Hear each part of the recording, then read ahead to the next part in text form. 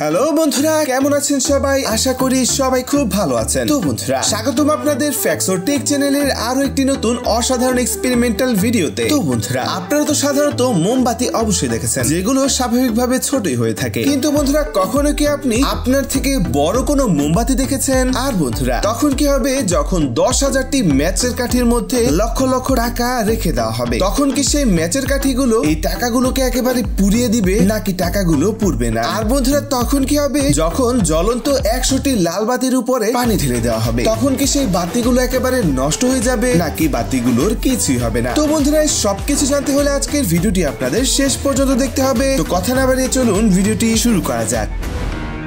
Number 5, most biggest candle in the world.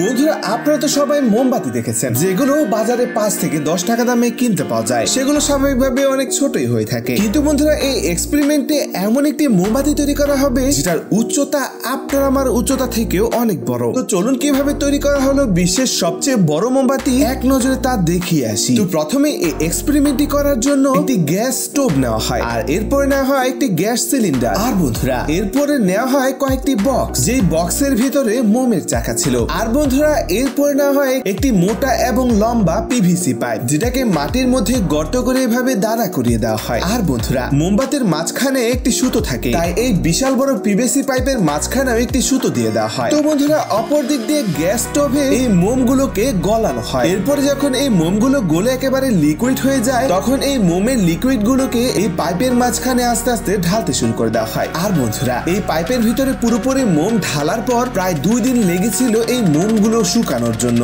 2 দিন পরে সে এই পাইপটিকে মাটি থেকে তুলে নিচে রাখা হয়। এরপর একটি কাটার মেশিনের মাধ্যমে এই পাইপটিকে কেটে নেওয়া হয়। আর বন্ধুরা, এরপর যখন সেই পাইপটিকে ফাঁকা করে দেখা হয়, তখন তো আপনারা দেখতে পাচ্ছেন এই মোমটা প্রায় রেডি হয়ে গিয়েছিল।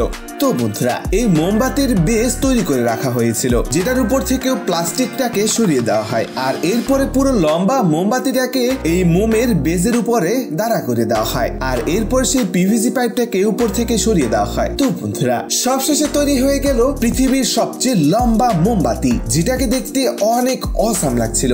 এরপরে অপেক্ষা করা হয় রাত হওয়া পর্যন্ত।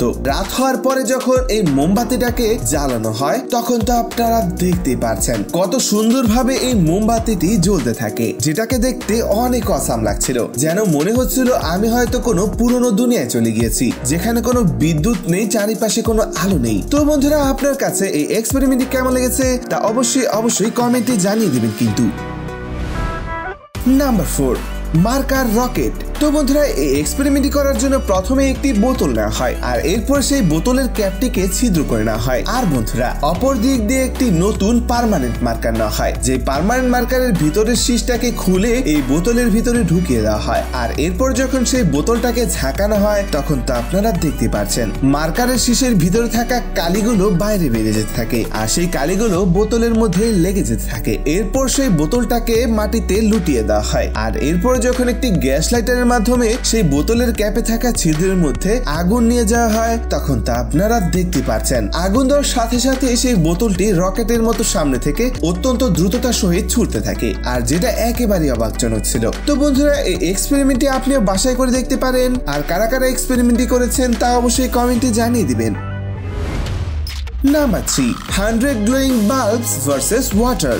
বন্ধুরা, আপনারা তো সবাই জানেন লাল রঙের যে বাতিগুলো হয়ে থাকে সেগুলো কতটা সেন্সিটিভ হয়ে থাকে। সেগুলোর বাইরের কাঁচগুলো অত্যন্ত পাতলা হয়ে থাকে, হালকা একটু আঘাত লাগলে সেই বাতিগুলো ফুটে যায়। আর আপনারা এটাও জানেন যখন এই বাতিগুলো জ্বলতে থাকে তখন এই কাঁচগুলো কতটা গরম হয়ে থাকে। তো বন্ধুরা, তখন কি হবে যখন 100টি জ্বলন্ত লাল বাতির উপরে পানি ঢেলে দেওয়া হবে? তখন কি সেই বাতিগুলো একেবারে নষ্ট হয়ে যাবে, নাকি বাতিগুলোর কিছু হবে না? চলুন এই এক্সপেরিমেন্ট থেকে দেখে আসি। তো প্রথমে এই এক্সপেরিমেন্ট করার জন্য একটি বোর্ডের মধ্যে 100টি বাতি লাগিয়ে দেওয়া হয়। আর এরপর যখন অন্ধকার হয়ে যায় আর বাতিগুলোকে জ্বালিয়ে দেওয়া হয়, তখন তো আপনারা দেখতে পাচ্ছেন এই 100টি বাতি চারিদিকে কতটা আলোকিত করে দিয়েছে। তো এরপরে এক বালতি পানি নেওয়া হয়, আর এরপর যখন সেই পানিগুলোকে এই জ্বলন্ত বাল্বগুলোর মধ্যে ঢেলে দেওয়া হয়, তখন তো আপনারা দেখতে পাচ্ছেন পানিগুলো যখনই এই বাল্বগুলোর মধ্যে পড়ে, তখনই এই বাল্বগুলো ফাটতে থাকে। থাকে, অর্থাৎ এর কাজগুলো ফুটতে থাকে আর বাতিগুলো সাথে সাথে নষ্ট হয়ে যেতে থাকে। তো বন্ধুরা আপনারা তো দেখতে পাচ্ছেন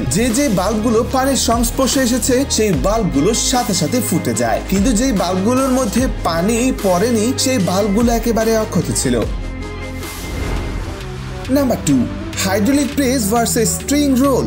বন্ধুরা আপনারা তো সুতোর গুটি অবশ্যই দেখেছেন, যেগুলোর কিছু ছোট হয়ে থাকে আবার কিছু বড় হয়ে থাকে। তো বন্ধুরা তখন কি হবে, যখন এই সুতোর গুটিগুলোকে হাইড্রোলিক প্রেসের নিচে রেখে চাপ দেওয়া হবে। তো প্রথমে এই এক্সপেরিমেন্টটি করার জন্য হাইড্রোলিক প্রেসের নিচে একটি ছোট সুতোর গুটি রাখা হয়। এরপর যখন সেটাকে চাপ দেওয়া হয় তখন তো বন্ধুরা আপনারা দেখতে পাচ্ছেন হাইড্রোলিক প্রেসের চাপে সেই সুতোর গুটিটি চ্যাপ্টা হতে থাকে, আর এক পর্যায়ে যখন প্রচুর প্রেসার পড়তে থাকে এই সুতোর গুটির মধ্যে, তখনই দুম করে সুতোর গুটিটি ফেটে যায়, আর যার ফলে মোটামুটি একটি আওয়াজ হয় আর সুতোর গুটিটি একেবারে চ্যাপ্টা হয়ে ফেটে যায়। তো এরপর সেই হাইড্রোলিক প্রেসের নিচে একটি পাটের সুতোর গুটি রাখা হয়, আর এরপর যখন সেই পাটের সুতোর উপরে চাপ দেওয়া হয় তখন তো আপনারা দেখতে পাচ্ছেন মোটামুটি প্রেসার দেওয়ার সাথে সাথেই এই পাটের সুতোর গুটিটি একেবারে ফেটে যায়। এরপরে একটি বড় সুতোর গুটি নেওয়া হয়, আর এরপর যখন সেই সুতোর গুটির মধ্যে চাপ দেওয়া হয় তখন তো আপনারা দেখতে পাচ্ছেন এই লম্বা সুতোর গুটিটি কেমন চ্যাপ্টা হয়ে যাচ্ছিল। অবশেষে যখন পুরোপুরি চাপ দেওয়া হয় তখন সেই সুতোগুলো মাঝখান দিয়ে ফাটতে শুরু করে, আর এক পর্যায়ে পুরো সুতোটি একেবারে ফেটে যায়। নাম্বার 1, ম্যাচস্টিক্স ভার্সেস মানি।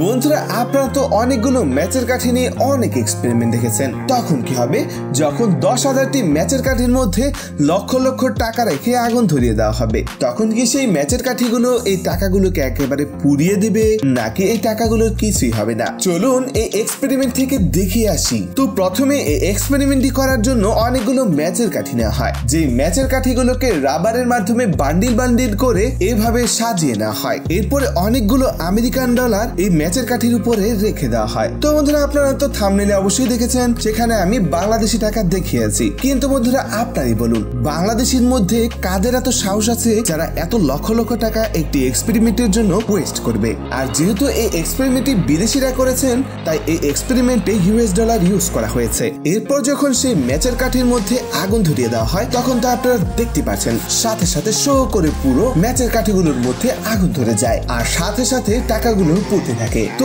এরপরে আস্তে আস্তে প্রায় সবগুলো টাকাই পুড়ে যেতে থাকে। তো বন্ধুরা সবশেষে তো আপনারা দেখতে পাচ্ছেন পুরো ম্যাচের কাঠিগুলো যখন পুড়ে ছাই হয়ে যেতে থাকে তখন মাঝখানে টাকাগুলো প্রায় পুড়ে গিয়েছিল। তো বন্ধুরা এই ছিল আজকের 5টি অসাধারণ এক্সপেরিমেন্ট। এই 5টি এক্সপেরিমেন্ট থেকে আপনার কাছে কোন এক্সপেরিমেন্টটি সবচেয়ে বেশি ভালো লেগেছে তা অবশ্যই কমেন্টে জানিয়ে দিবেন। ভিডিওটি যদি আপনার কাছে ভালো লেগে থাকে তাহলে ভিডিওটিতে একটি লাইক করে দিবেন। চ্যানেলে নতুন হলে অবশ্যই চ্যানেলটি সাবস্ক্রাইব করবেন, পাশে থাকা বেল আইকনটিও ক্লিক করে রাখবেন। তো দেখা হবে নতুন একটি ভিডিওতে, আর ততক্ষণ পর্যন্ত সবাই সুস্থ থাকবেন, ভালো থাকবেন। আল্লাহ হাফেজ।